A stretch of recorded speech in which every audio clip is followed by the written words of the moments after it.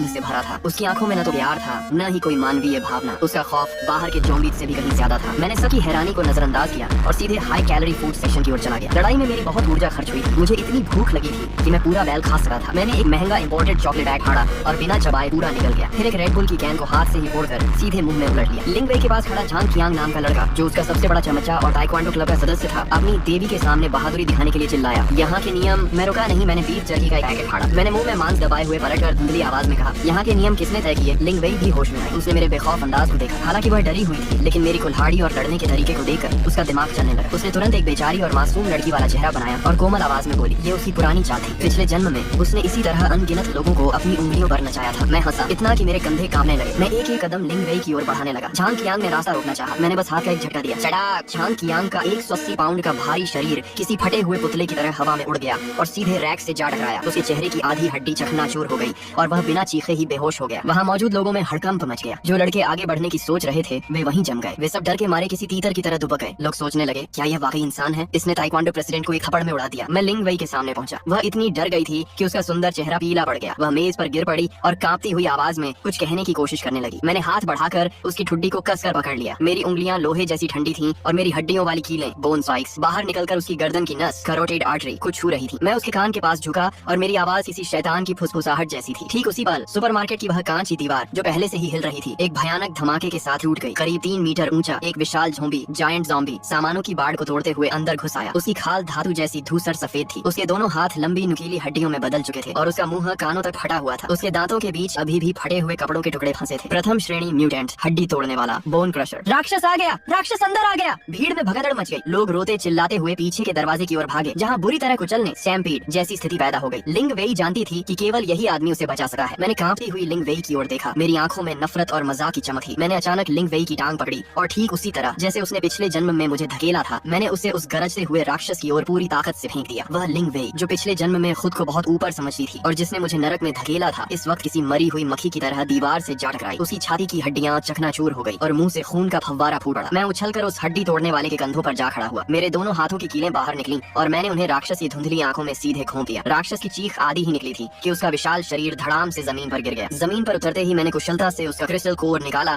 और रैक पर रखे ट्रैवल बैग में ढेर सारा हाई कैलोरी खाना भर लिया। ये सब करने के बाद मैंने कोने में दम तोड़ रही लिंग वेई की ओर एक नजर तक नहीं डाली। मैं सुपरमार्केट से ज्यादा दूर नहीं गया। मेरी मांसपेशियों का एक एक कतरा चिल्ला रहा था। ये उस कनखजूरे के जहर और मेरे मांस के मिलन के बाद पैदा हुई भूख थी। इससे और भी शुद्ध ऊर्जा चाहिए थी। मेरे कदम जांगचेंग यूनिवर्सिटी के इकोलॉजिकल बॉटनिकल गार्डन की ओर मुड़ गए। पिछले जन्म में यही एक स्पेशल पुलिस टीम स्वाट खत्म हुई थी। वहाँ का पुराना माली बैंगनी कोहरे में